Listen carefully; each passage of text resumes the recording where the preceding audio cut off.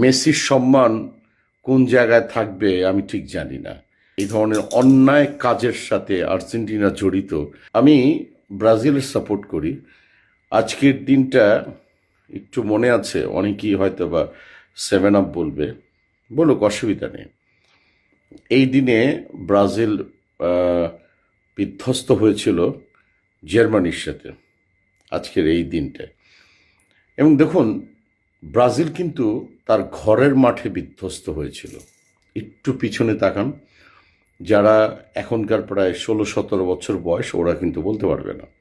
এই কিছুদিন আগের কথা। আমি প্রায় 10টা কি 11টা ওয়ার্ল্ড কাপ দেখলাম আমার জ্ঞান বুদ্ধিতে।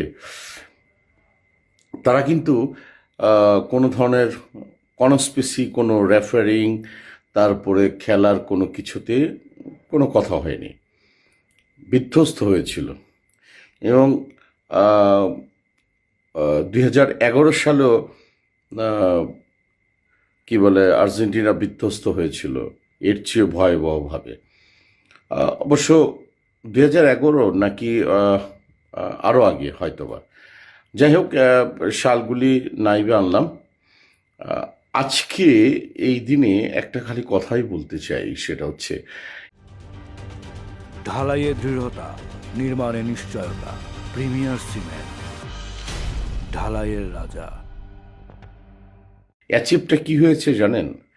আমি আজকে সারাদিনে আর্জেন্টিন যারা ফ্যান তাদেরকে ধিক্কার জানাতে দেখেছি আমি আর্জেন্টিনাকে এবং ফিফাকে।